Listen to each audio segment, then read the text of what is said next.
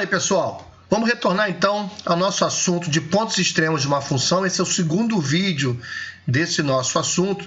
Na aula passada a gente parou, onde a gente viu todos os candidatos a máximos e mínimos locais e globais. E agora nós vamos dar continuidade a esse assunto. Bom, vamos lá. O que nós vamos definir agora é o que eu chamo de ponto crítico. Então, um ponto P é um ponto crítico de f de x se a derivada de P não existir ou a derivada de P igual a zero.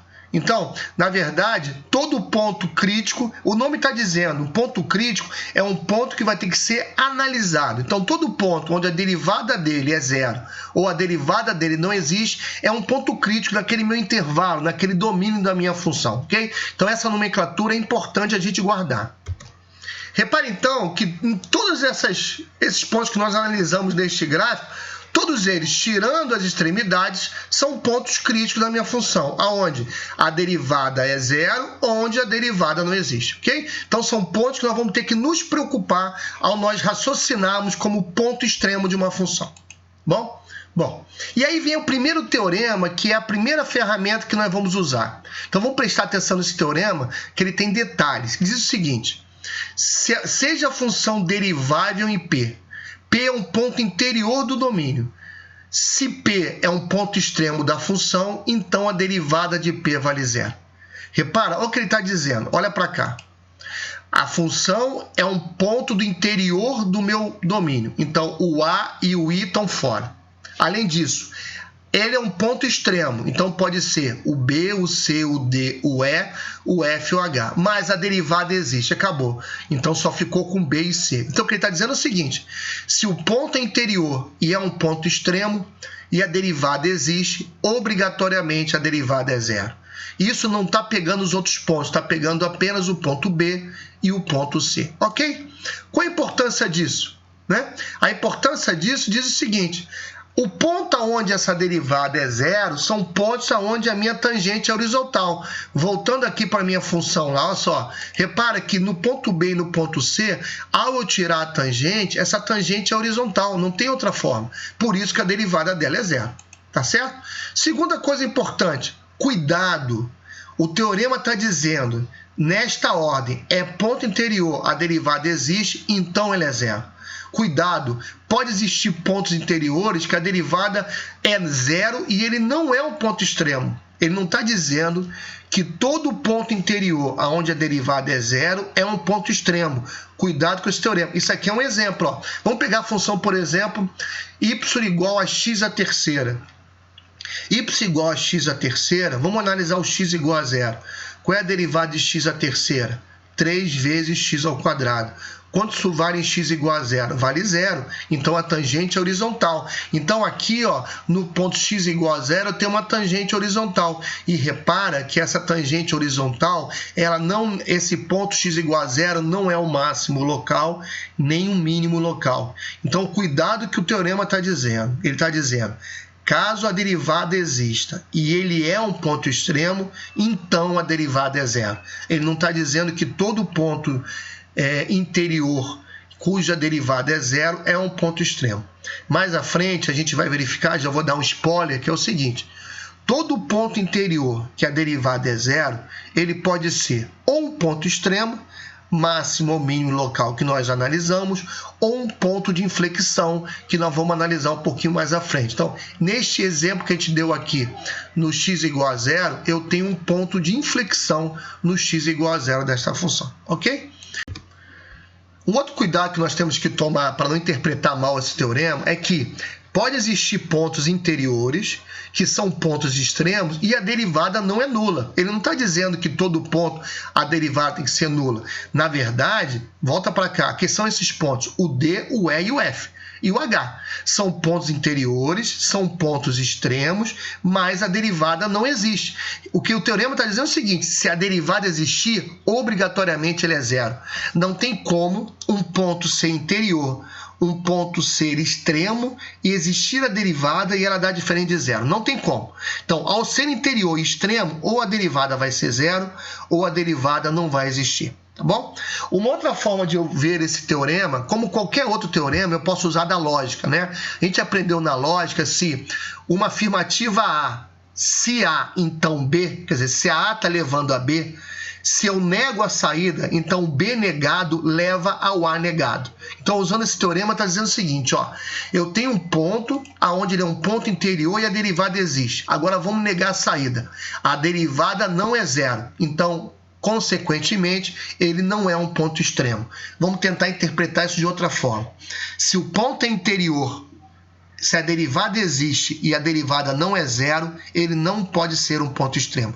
Por isso que muitos autores chamam esta condição como uma condição necessária. Então, uma condição necessária para um ponto interior ser um ponto extremo é que a sua derivada é zero. Ok? Mas cuidado, é condição necessária e não suficiente, porque nós já aprendemos que existem pontos interiores que a derivada é zero e não são pontos extremos. Por isso que é uma condição necessária e não suficiente, tá bom?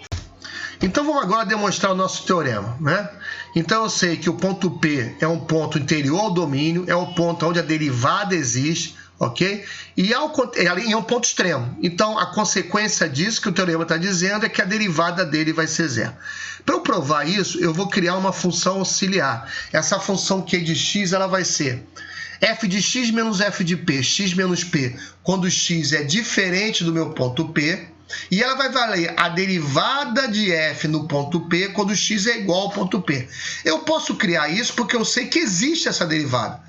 Eu não sei ainda qual é o valor, eu quero até provar que vale zero, mas tem um valor, tá bom? Então, ao fazer isso, eu defini o Q de x. E olha uma coisa interessante.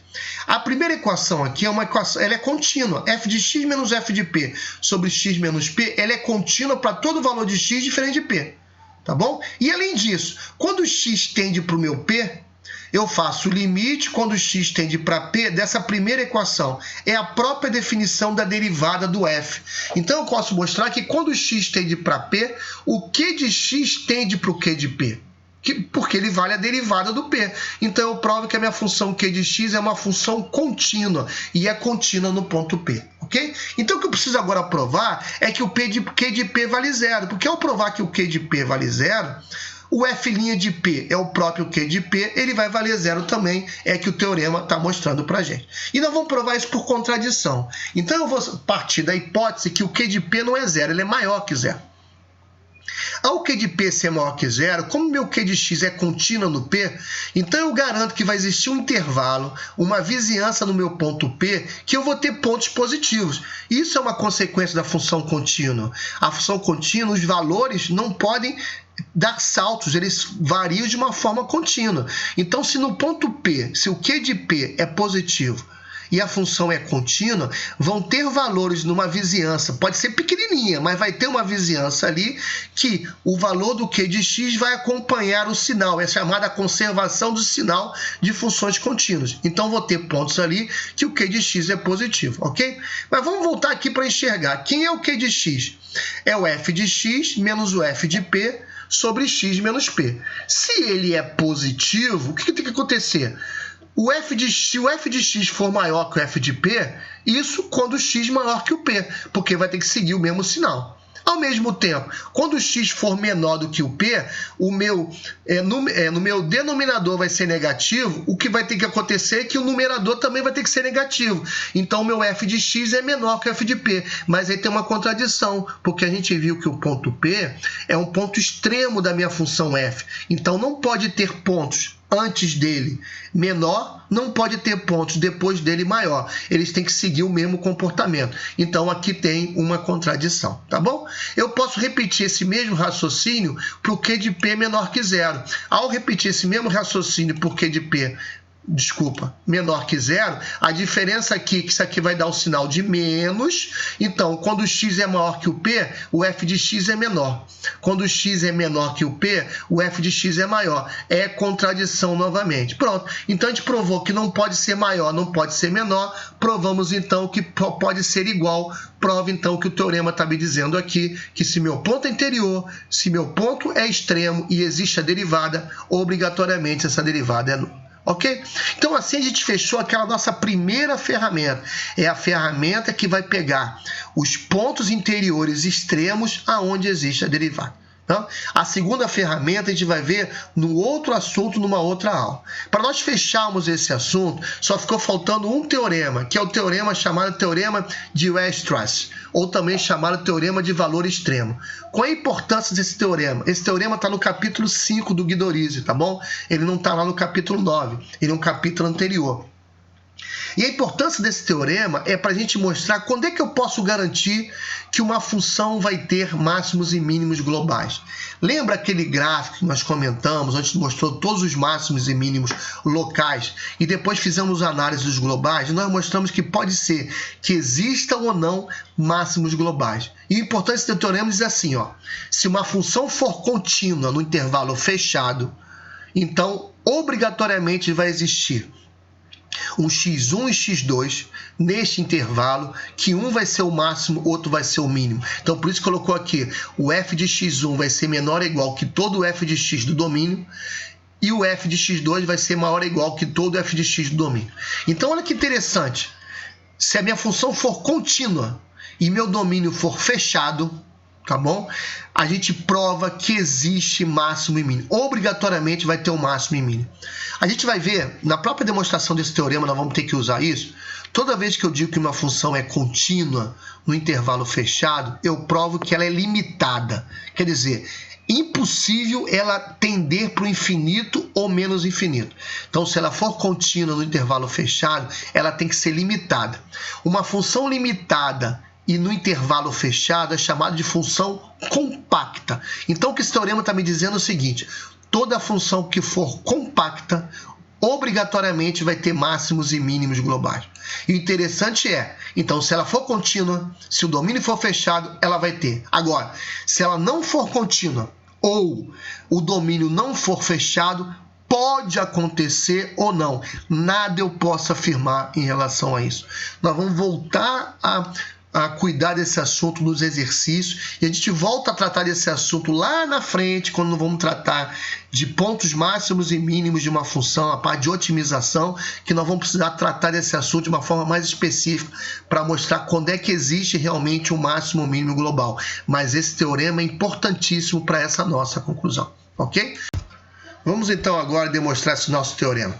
Na verdade, aqui eu já vou partir da conclusão que uma função, quando ela é contínua no intervalo fechado, esta função é uma função limitada, tá? Existe uma demonstração desse teorema chamado teorema de Bolzano-Weierstrass, que ele mostra então, na verdade, que se eu tenho uma continuidade na função, eu não tenho como variar muito o valor da função em torno daquele ponto. Em outras palavras, se eu conheço o f de P e a função é contínua no ponto P, na vizinhança do ponto P, o valor da função naqueles pontos não pode variar muito em relação ao f de P, tá certo? Eu consigo então definir intervalos onde eu consigo limitar a variação dessa minha função. Isso é uma contradição quando a minha função tende para o infinito. Então, facilmente eu consigo provar esta minha conclusão. Não vai ser provado porque não é o objetivo desse nosso curso. Nós já vamos usar esta consequência.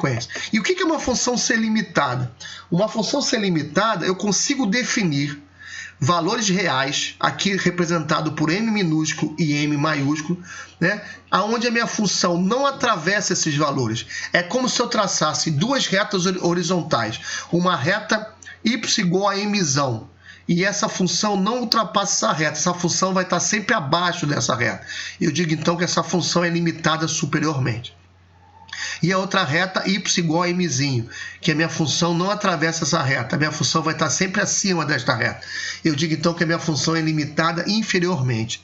Quando essa função é limitada superiormente e inferiormente, a minha função é uma função limitada, ok? Então, partindo daí, o que nós vamos supor? Essa demonstração de teorema, primeiro eu vou demonstrar o limite superior. Depois eu repito o raciocínio para o limite inferior e aí eu demonstro esse teorema que vai existir um ponto máximo e um ponto mínimo, ok? Então, vou passar da hipótese que o meu f de x ele é menor que o mzão. Ele é limitado superiormente naquele intervalo de AB, ok? Ao ser limitado superiormente, né, esse m vai ser o supremo do f de x. Repara, eu não estou dizendo que o f de x, que o m pertence ao f de x. O m não está sendo o máximo, ele está sendo o supremo. Só que o f de x é contínuo. Então eu posso escolher o meu x do meu domínio do f de x de tal forma que essa diferença m menos f de x, como o m é meu supremo, essa diferença pode ser tão pequena como eu queira, tá certo? Aí eu vou definir uma outra função, uma função g, que ela vale 1 sobre mzão menos f de x. Repara que esta função ela é possível para todo x do meu intervalo AB. Por que é possível?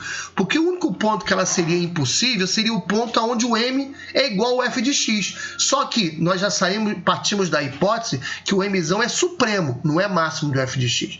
Então essa função é uma função contínua. Mas peraí, tem uma contradição aí. Se uma função é uma função contínua, ela é limitada. Mas, se a diferença mzão menos f de x pode ser tão pequena como eu queira, então o g de x está indo para o infinito. Então, ele tem uma contradição. Ao ter essa contradição, eu afirmo, então, que o f de x não pode ser menor que o mzão. O f de x, na verdade, esse mzão vai ter que pertencer ao meu domínio, à minha imagem do f de x. Então, vai ter que existir um maximante global, um ponto que leva a minha função a ter o seu extremo global dentro do seu domínio. Eu posso repetir esse mesmo raciocínio para o ponto de mínimo. Eu saio da hipótese que o f de x ele é maior que o mzinho. O mzinho vai ser um ínfimo e não um mínimo. E aí eu repito o mesmo raciocínio. Então, o que interessa para a gente aqui para cálculo 1? O que interessa é a conclusão desse teorema. Se uma função for uma função compacta, o que é uma função compacta? Ao ser contínua no intervalo fechado, ela é limitada. Então, se ela for limitada e seu domínio for fechado, obrigatoriamente essa função vai ter um máximo global e vai ter um mínimo global. E quem vai ser os candidatos a esses máximos e mínimos globais? Vai ser os máximos e mínimos locais e as duas extremidades, ok? Bem, esse nosso módulo é um módulo bastante teórico, estamos com conceitos iniciais, mas vale a pena a gente fazer um exercício para fechar esse nosso módulo e fixar esse nosso conteúdo. Esse exercício aqui é uma adaptação lá do exercício 1G, do item 9.6 do Guidorizi, e ele está pedindo o seguinte: analise os candidatos a pontos extremos desta função, quer dizer, os máximos e mínimos locais. Então faz o exercício aí, depois volta aqui para ver o gabarito. Então vamos lá. Antes de analisar esta função, a gente verifica primeiro que o domínio desta função é real, então esta função não tem pontos extremos, então esses já não são candidatos a máximos e mínimos locais. Segundo, esta função ela é contínua nesse nosso domínio, então também não existe ponto de descontinuidade, então também não preciso me preocupar com esse grupo de pontos, ok? Faço a derivada da minha função, é uma derivada simples, é derivada de função polinomial, e aí cheguei aí no 4x, x2 menos 3x mais 2. Repara que esta função ela é derivável em todo o domínio, então também não temos o outro grupo, que são os pontos onde não existe derivada. Então ficamos apenas com um grupo de candidatos, aquele ponto interior e a derivada existe. Então, obrigatoriamente, para ser um ponto extremo, a derivada tem que ser zero. Então, eu zero essa minha derivada e está aí os meus três candidatos a ponto extremo. X igual a 0, x igual a 1 e x igual a 2. Fechamos assim o que o exercício está pedindo. Mas é óbvio que eu não vou parar o exercício aí. Vou dar um pouquinho de spoiler. Como é que eu posso classificar esses meus pontos? Então vamos lá, o que eu posso fazer? A gente vai aprender um pouquinho mais à frente. Antes disso, um raciocínio. Olha para o f de x. Quando o x tende para mais infinito e quando o x tende para menos infinito, esta função está tendendo para infinito, tanto no início como no fim. Então, esta função ela não tem limite superior, ela não é limitada superiormente, então ela não vai ter máximo global. E obrigatoriamente ela vai ter mínimo global. Por que obrigatoriamente? Porque se essa função começa no infinito e acaba no infinito, e não é uma função constante, ela tem que passar por um valor de mínimo, ok? E eu posso enxergar que substitui x igual a 0, 1 e 2 na minha função, eu vi que o f de 0 é 2, o f de 1 é 3 e o f de 2 é 2. Então, obrigatoriamente, um desses três pontos vão ser mínimos locais. E o menor que está dando é o 2. Então, obrigatoriamente, já de cara, eu chutaria que x igual a 0 e x igual a 2 são minimantes, são mínimos locais e vão ser também os mínimos globais. Eles vão me dar os menores valores da função. Tá certo? Nós vamos aprender um pouquinho mais à frente como é que a gente pode garantir isso. E um dos testes que nós podemos garantir isso para pontos onde a derivada é zero é o teste da segunda derivada. E pelo sinal da segunda derivada a gente vai conseguir tirar essas conclusões. Então, fazendo essa minha segunda derivada cair nesse polinômio, eu substituo lá, ó. Segunda derivada para x igual a zero, onde a primeira derivada é zero. Deu 8, positivo. Então, eu garanto que o f0 é o mínimo local. Segunda derivada para 2, também é positivo. O 2 também é mínimo local. E segunda derivada para 1 deu negativo. O 1 é máximo local. Então, repara que o 1 é máximo local, mas como a gente viu, não é máximo global, porque essa função não tem máximos globais. Então, obrigatoriamente, o 0 e o 2 vão ser mínimos globais. Então, analisando o esboço dessa função, nós não sabemos fazer ainda. Daqui a pouco você vai aprender a fazer. Mas essa função, então, vamos pensar junto. Ela começa no infinito, depois ela tem um mínimo no zero, chegando ao valor de 2, volta a crescer, vai ter um máximo local no 1, chegando ao valor de 3, depois volta a descer de novo. Vai ter um mínimo global no 2 de novo, obtendo o valor de 2 também, e depois ela volta para o infinito. Esse vai ser o esboço da minha função. Bem, assim a gente fecha esse nosso módulo e a reflexão que eu queria que você fizesse para verificar se você obteve o objetivo que eu esperava é responder essas perguntas. Sabe definir o que é um ponto extremo local e o extremo global? Você sabe definir o que é um ponto crítico? Quem são os candidatos a esses pontos extremos locais e globais? Quando é que eu posso garantir que uma função terá um extremo global? Faça as suas reflexões. Se você consegue responder essas 4 perguntas, você atingiu o objetivo esperado e pode passar para o módulo da frente. Se não, retorna e estuda mais uma vez essa nossa aula. Eu não vou deixar nenhuma lista de exercício aqui ou nenhuma lista das nossas bibliografias básicas, porque, como eu disse, esse conceito é muito inicial e você vai ter a oportunidade de trabalhar aí nos módulos mais à frente. Continue com seu foco no estudo que você vai conseguir atingir o objetivo, que é aprender cálculo. Até breve.